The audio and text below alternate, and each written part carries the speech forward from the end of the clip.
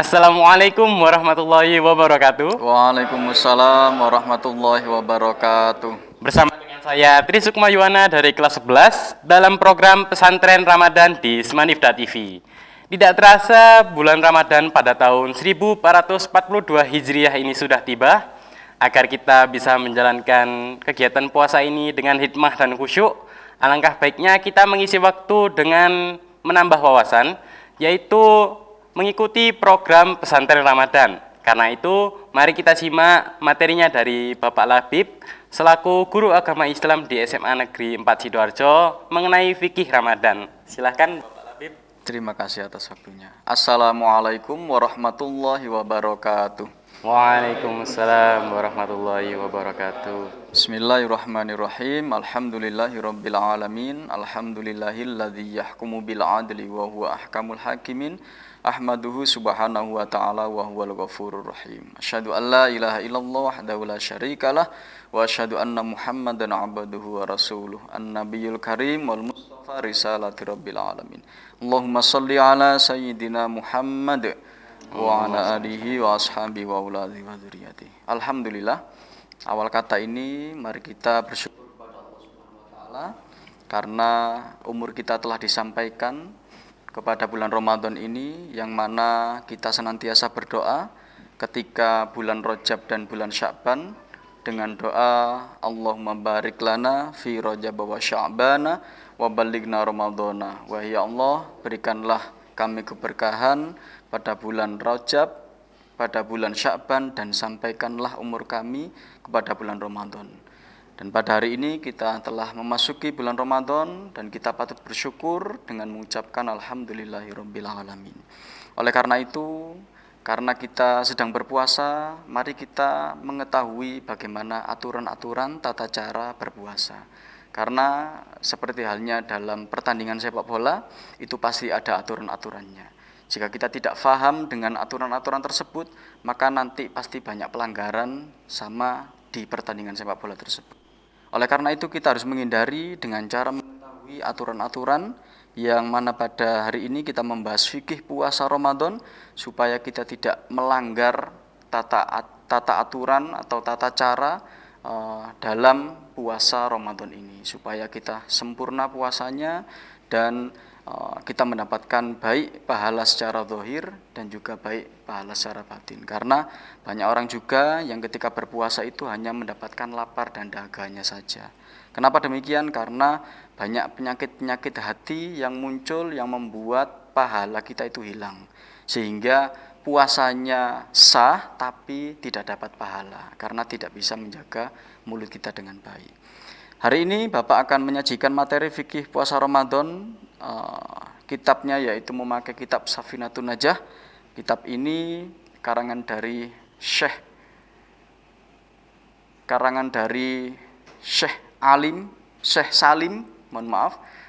Salim bin Abdullah, di mana beliau ini bermadzhab Syafi'i. Otomatis nanti kita akan melihat penjelasan-penjelasan dari beliau sehingga nanti kita mengetahui bagaimana pendapat dari Imam Syafi'i dan imam-imam yang lain. Karena itu kita yang pertama ini membahas tentang pengertian terlebih dahulu, yang mana pengertian puasa atau asyam itu sendiri adalah imsakun, yaitu menahan. Berarti kalimat puasa atau siam sama dengan pengertian secara bahasanya yaitu imsak. Sedangkan kita mengetahuinya bahwasanya imsak sendiri, puasa sendiri. Oleh karena itu kita bahas dulu terkait dengan imsak ini. Bolehkah ketika kita makan dalam kondisi imsak? Karena secara pengertian di dalam Al-Qur'annya ini sudah sangat jelas dan juga dijelaskan lagi oleh hadis-hadis yang lain, dan juga mazhab-mazhab yang lain pun juga sepakat bahwa imsak dengan puasa itu sama. Ayat ini menjelaskan di surat Al-Baqarah ayat 187, di dalamnya diterangkan, A'udzubillahi minasyaitonirrajim. Wa kulu washrabu hatta yatabayyana lakumul khaitul abyadu minal khaitil aswadi minal fajri. Dan makan minumlah hingga terang bagimu benang putih dari benang hitam. Apa maksudnya benang putih hitam itu? Yaitu terbitnya fajar, yang awalnya itu dari malam kemudian munculnya fajar. Ini telah jelas benang putih dari benang hitam, yaitu fajar. Berarti masih diperbolehkan, 4 ulama sepakat masih diperbolehkan untuk memakan meskipun telah imsak. Ini artinya kenapa kok di Indonesia ini ada peringatan biasanya 10 menit menjelang imsak itu ada bacaan surat-surat pendek supaya ketika imsak itu kita disuruh berhenti. Sebenarnya itu adalah untuk kehati-hatian, tanbihun, itu adalah untuk berhati-hati supaya sisa-sisa makanan kita itu sudah masuk ke dalam semuanya. Karena sangat berbahaya jika sudah azan kemudian masih ada makanan-makanan yang ada di mulut ini nantinya menjadi berbahaya. Karena kalau sudah azan subuh sudah dikumandangkan, maka tidak boleh makanan masuk ke dalam tenggorokan. Sehingga usahanya kita adalah sebelum azan subuh itu kita, kalau zaman sekarang itu ada sikat gigi, kalau dulu kan bersiwak, berwudu. Sehingga kita usahakan untuk sikat gigi supaya sisa-sisa makanan itu sudah keluar semuanya. Kalau sudah diusahakan di sisa-sisa makanan yang ada di gigi kita itu ternyata masih ada, maka dimakfu. Yang penting sudah ada usaha. Oleh karena itu kita harus hati-hati sebelum kita azan subuh itu berkumandang, maka kita harus sudah selesai di situ. Jadi masih tetap boleh untuk makan setelah imsak. Kemudian tadi pengertiannya yang pertama adalah menahan. Kemudian secara istilah puasa itu adalah menahan dari makan, minum, hubungan badan suami istri dan segala yang membatalkan sejak dari terbit fajar hingga terbenamnya matahari. Itu hanya untuk membatalkan puasa. Tapi kalau untuk membatalkan pahalanya ini perlu kita pelajari juga.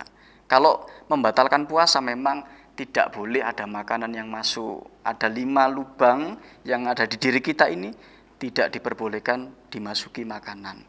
Itu terkait dengan sahnya puasa kita.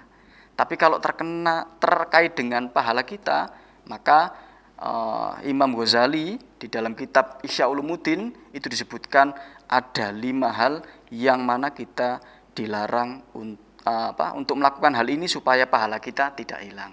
Apa 5 itu? Nanti akan saya sampaikan setelah jeda berikut ini. Saya kembalikan waktunya kepada Mas Tri, silahkan. Baik, terima kasih Pak Labib. Jadi sahabat Semanifda, pesantren Ramadan akan kembali, jadi jangan kemana-mana dulu setelah yang satu ini.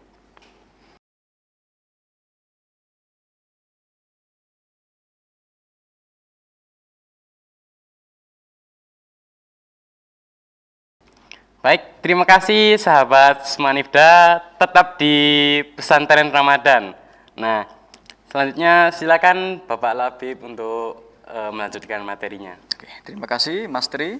Jadi tadi pembahasan sebelumnya adalah terkait dengan jangan sampai puasa kita itu batal, terkait dengan sahnya. Kalau terkait dengan sahnya, maka ada hubungannya dengan segala makanan yang masuk ke dalam mulut. Tapi yang lebih penting lagi, ketika kita sudah bisa menjaga makanan tidak masuk lagi, kemudian tidak berhubungan suami istri dan yang lain sebagainya, yang perlu adalah terkait dengan menjaga kualitas pahala puasa kita. Oleh karena itu, di kitab Ihya Ulumuddin diterangkan karya Imam Ghazali bahwasanya ada 5 hal yang membatalkan pahala puasa. Yang pertama yaitu berbohong. Jangan sampai kita mengucapkan mulut kita ini kalimat-kalimat dusta atau berbohong. Kemudian mengadu domba. Kalau ada teman yang berkelahi, jangan diobong-obongi, jangan diadu domba, jangan membela salah satunya, justru malah harus kita akurkan. Kemudian jangan menggibah, membicarakan aib-aib orang lain. Meskipun itu memang benar, yang kita ghibah itu memang benar, tapi itu aib orang lain. Jika yang kita rasani itu salah, maka bukan ghibah, tapi fitnah. Kemudian jangan sampai menjadi sumpah palsu. Kalau ada kasus kemudian kalian jadi saksi, jangan sampai memberikan sumpah palsu. Itu bisa menghilangkan pahala dari puasa itu sendiri. Kemudian memandang dengan syahwat, pandangan-pandangan syahwat itu tidak diperkenankan, bisa mengurangi kadar pahala puasa kita. Kemudian kita akan mempelajari terkait dengan syarat sah puasa. Jadi sebelum puasa itu dimulai, itu ada syaratnya. Syarat sahnya apa? Gitu. Sama dengan pertandingan sepak bola, sebelum pemain itu masuk ke lapangan, itu ada syarat-syaratnya. Umurnya berapa, kalau lomba tingkat SMA, itu ada syarat-syaratnya. Nah, syarat sebelum masuk ke puasa itu ada syarat-syaratnya. Ada 4 syarat. Yang pertama, harus Islam dulu. Syaratnya di dalam kitab Safinatun Najah.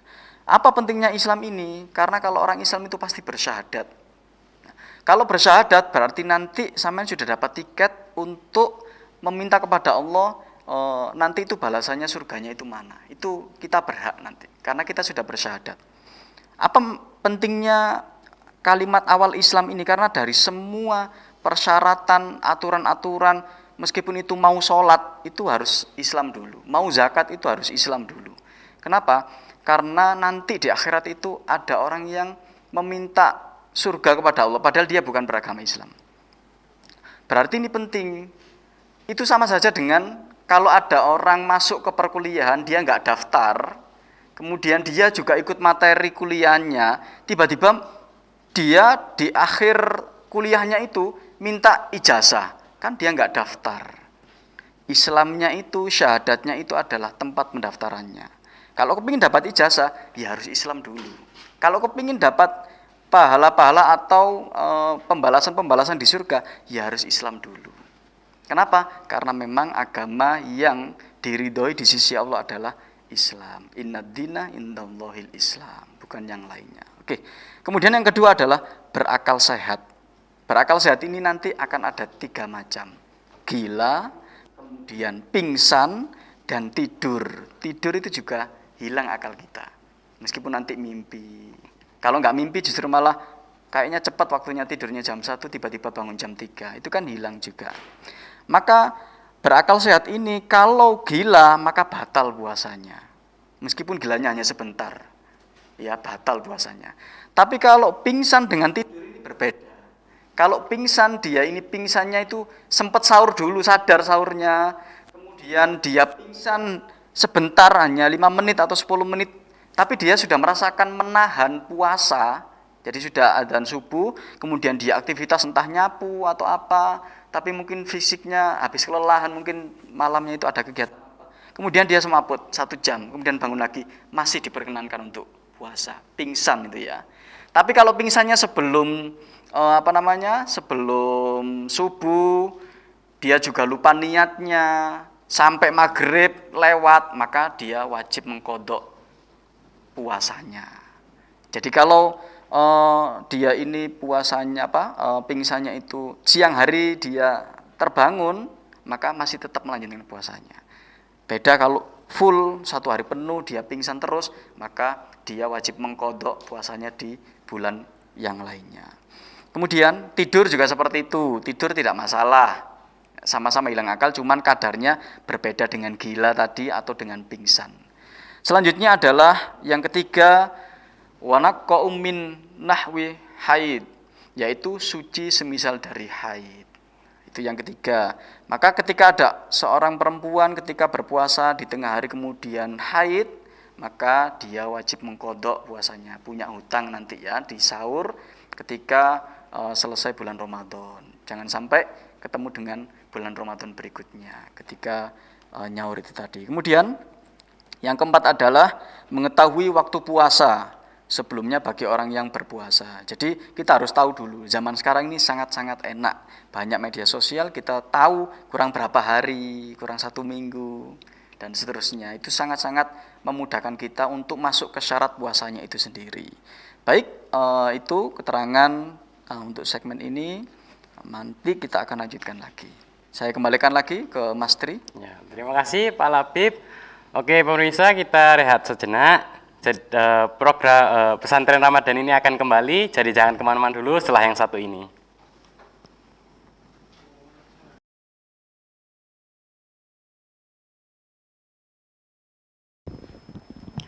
Oke sahabat Semanifda, kembali lagi dalam program pesantren Ramadan. Nah, saya ada pertanyaan nih Pak. Kan tadi menjelaskan tentang ada seorang perempuan kalau batal karena haid. Ya, semisal mungkin 15 hari itu kan ada hutang. Nah, gimana kalau sampai bulan Ramadan tahun berikutnya itu tidak lunas? Tidak Belum lunas ya. hutangnya. Oke, baik, terima Itu kasih. bagaimana ya, Pak? Jadi kalau ada masalah seperti itu, kemudian ada perempuan yang ketika berpuasa di bulan Ramadan itu batal karena haid, punya hutang, misalkan hutangnya 15 hari ya. Kemudian di bulan setelahnya itu coba untuk nyaur, ternyata sisa 3 hari itu sampai ketemu bulan Ramadan berikutnya.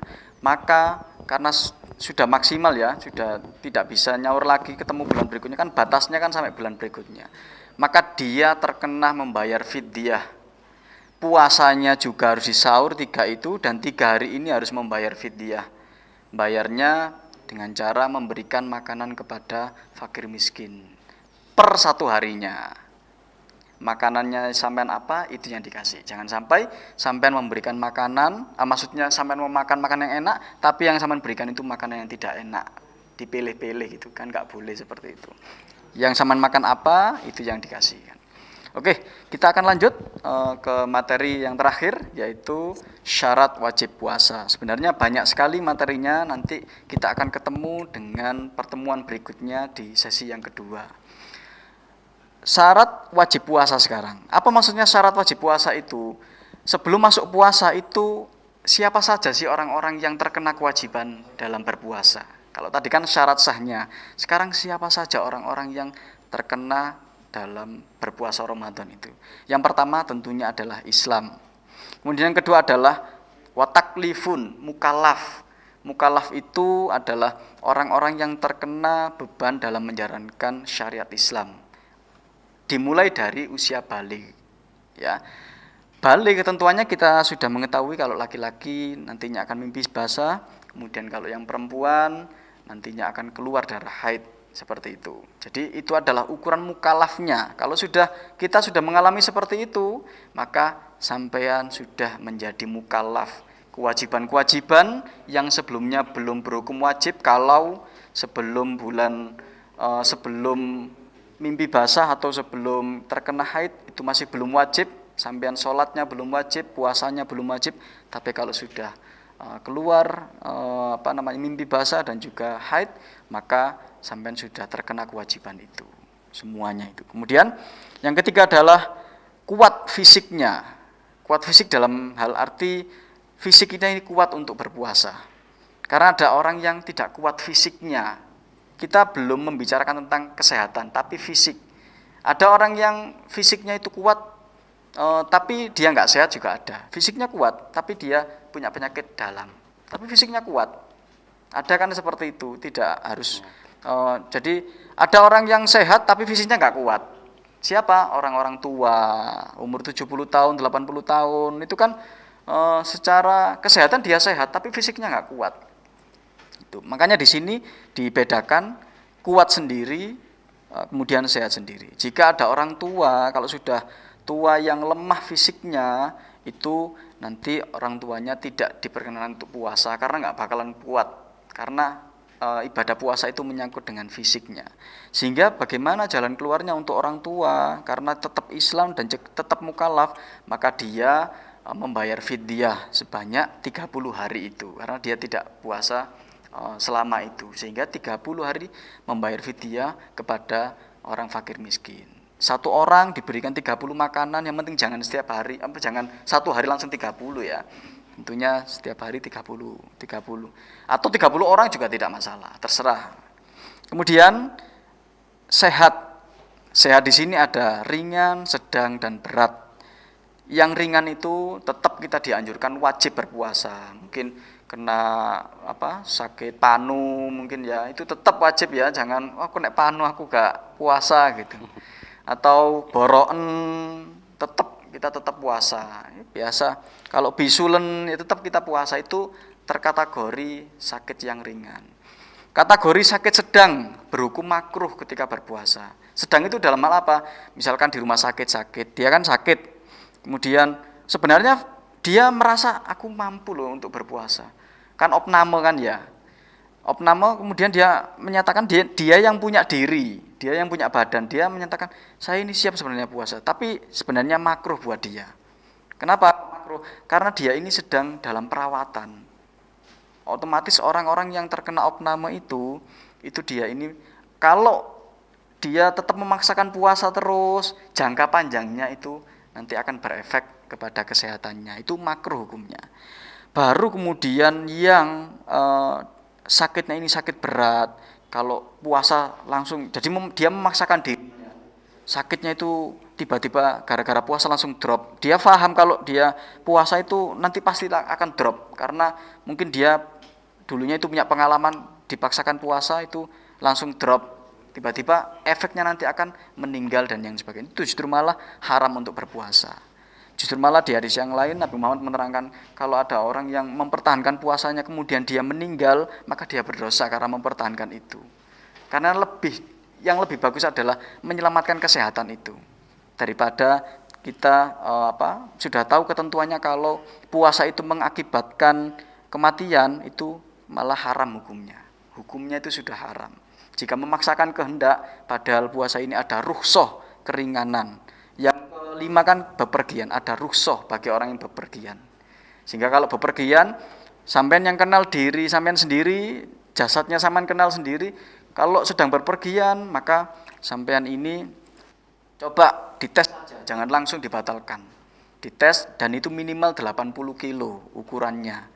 Kalau kurang dari itu, maka tetap kita wajib. Tapi kalau lebih dari itu, kita mendapatkan keringanan. Keringanan ini sampean pakai atau enggak, silahkan. Tapi kalau di tengah jalan, kalau sampean memaksakan diri sampean kok kayak ini wis gelayang gini, berarti sampean sudah harus berbuka puasanya, harus membatalkan puasanya. Daripada nanti sampean pingsan, tambah nanti di tengah jalan enggak ada yang menolong dan yang lain sebagainya. Sehingga itulah syarat-syarat orang yang terkena kewajiban dalam berpuasa. Untuk segmen ini saya akhiri, nanti kita akan ketemu dengan materi yang berikutnya. Saya kembalikan ke Mas Tri, silahkan. Baik, terima kasih Pak Labib atas penjelasannya. Nah, selanjutnya kita akan membuka sesi tanya jawab. Kami akan memberi batasan 2 pertanyaan untuk penonton. Di sini ada teman-teman kita dari DKM Semanifda. Apa kabar teman-teman? Alhamdulillah. Alhamdulillah. Silahkan kalau ada yang mau bertanya langsung ditanyakan ke Pak Labib. Ya, silakan menyebutkan namanya Mas dan dari kelas mana? Perkenalkan, nama saya Diki dari kelas 11 MIPA 5. Pak Labib, saya mau bertanya, kita sebagai laki-laki pasti akan mengalami yang namanya mimpi basah. Nah, bagaimana jika kita mengalami mimpi basah pada saat melaksanakan puasa Ramadan? Terima kasih. Oke, terima kasih. Baik, langsung saya jawab arti ini ya. Oke, terima kasih Mas Diki. Terkait dengan kalau perempuan kan ketika menjalankan ibadah puasa, kemudian di tengah hari dia ini haid, maka batal puasanya. Terus bagaimana dengan seorang laki-laki yang di tengah hari kemudian dia ini mimpi basah? Nah, maka puasanya, karena ini tidak disengaja ya, karena kan tidak disengaja. Karena ada hal-hal yang disengaja, bisa keluar air maninya itu bisa karena disengaja. Kalau disengaja batal puasanya. Tapi kalau tidur karena kita nggak bisa mengendalikan mimpi kan ya, tiba-tiba mimpi basah, maka tidak batal puasanya. Kita langsung mandi besar, kemudian melanjutkan puasanya. Itu perbedaan laki-laki dengan perempuan. Kalau perempuan batal langsung, tidak bisa melanjutkan. Tapi kalau laki-laki ketika siang hari kemudian mimpi basah dan itu tidak disengaja, maka tetap melanjutkan puasanya. Tapi kalau disengaja supaya keluar, maka dia terkena untuk mengkodok di bulan berikutnya atau batal puasanya dan harus mengganti. Seperti itu Mas Tri. Oke, terima kasih Pak Labib atas penjelasannya. Selanjutnya kalau ada yang bertanya lagi silakan Mbak. Oh ya, silakan Mbak, sebutkan namanya dan dari mana? Ya, saya dari Masyita Ramadhania dari kelas 10 MIPA 2. Saya ingin bertanya, Pak. Jadi saya punya teman. Teman saya ini melaksanakan puasa wajibnya, tetapi dengan sholat wajibnya dia tidak melaksanakan dengan 5 waktu. Itu hukumnya bagaimana ya, Pak? Oke, baik, terima kasih. Nah, ini memang banyak terjadi, terutama anak-anak muda biasanya masih mencari jati dirinya biasanya. Itu banyak kasus di mana pada bulan Ramadan dia ini berpuasa, ya sahur ya buka. Tapi dia ini bolong-bolong sholatnya, maka pembahasan kita puasa. Maka bagaimana puasanya ini? Apakah batal? Di pertemuan nanti berikutnya itu Bapak akan membahas hal-hal yang membatalkan puasa. Dari 9 hal-hal yang membatalkan puasa, tidak ada satupun penjelasan terkait dengan batal puasa gara-gara meninggalkan sholat. Berarti puasanya itu sah, tetapi tidak ada pahalanya. Karena dia berbuat sesuatu meninggalkan kewajibannya. Tapi puasanya sah, tapi nggak ada pahalanya. Ya. Yang jadi masalah adalah ketika dia melakukan terus-menerus seperti itu, nanti di akhirat kan pahalanya kan diterima. Pahala artinya kesahannya, keabsahannya puasa itu diterima. Nanti di akhirat itu dilihat terkait dengan sholatnya dulu. Awwaluma yuhasabu bil abdi yaumil qiyamah as-shalah. Yang pertama kali dilihat itu sholatnya dulu. Kalau sholatnya ini rapi, pahala yang lain baru akan dilihat, baru akan dicek. Tapi kalau cek pertama itu sudah gagal, tes pertama itu cek sholatnya gagal, maka yang lainnya tidak akan dianggap. Jadi kuncinya itu di sholatnya itu sendiri. Jadi puasa kemudian tidak sholat sebenarnya sama saja, nanti di akhirat tidak dianggap puasanya. Tapi puasanya sah. Tapi kuncinya kan nanti di sholat, ini yang jadi bahaya. Akhirnya kebaikan kita, tidak ada gunanya kalau kita tidak dibarengi dengan sholat. Karena amalan pembuka pertama itu adalah sholatnya, baru amalan yang lain nanti akan dibahas atau diterima. Oke, seperti itu Mas Tri. Oke, ya terima kasih Pak Labib atas penjelasannya. Gimana teman-teman, sudah paham apa yang dijelaskan Pak Labib tadi? Alhamdulillah. Sudah, alhamdulillah. Karena 2 pertanyaan sudah terjawab, maka sesi tanya jawab ini berakhir dan setelah itu acara ini akan ditutup. Untuk Pak Labib, apakah ada hal yang perlu disampaikan sebelum ditutup? Ya, baik. Akan saya akhiri dengan pesan ya untuk kita semuanya supaya puasa kita ini terjaga. Kita harus menghindari hadis ini, yang mana hadis ini berbunyi kamin so'imin laisa lahu min siyamihi illal ju'. Banyak orang yang ketika berpuasa itu tidak mendapatkan pahala puasanya kecuali hanya lapar saja. Jadi kita harus menghindari hal-hal yang bisa membatalkan pahala puasa, seperti yang Bapak jelaskan tadi, berbohong, mengadu domba, dan yang lain sebagainya. Utamanya terkait dengan lisan ini, supaya kita ini tidak menghibah orang lain, tidak menfitnah orang lain, karena itu yang membuat batalnya pahala puasa kita. Kita akhiri dengan doa, memohon kepada Allah Subhanahu wa taala supaya kita dijadikan orang yang bertakwa. Bismillahirrahmanirrahim. Allahumma shalli wa sallim wa barik ala sayyidina Muhammad walhamdulillahi rabbil alamin. Subhanakallahumma rabbana la ilma lana illa ma 'allamtana innaka antal alimul hakim wa tub 'alaina innaka antat tawwabur rahim. Rabbi shrah li sadri wa yassir li amri wa hlul 'uqdatam min lisani yafqahu qawli. Allahumma rabbana taqabbal hajatina wa du'aina wa hasil maqasidana. Allahumma dafa' 'annal ghala wal bala wal waba wal fakhsha wal munkar wasuyufal mukhtalifata wasyada'id wal mihana ma dhahara minha wa ma batan min baladina hadza khassah wa min buldanil muslimina ammah innaka ala kulli syai'in qadir. Rabbana atina fid dunya hasanah wa fil akhirati hasanah wa qina adzabannar wa sallallahu ala sayyidina Muhammad walhamdulillahi rabbil alamin. Silahkan Mas Tri.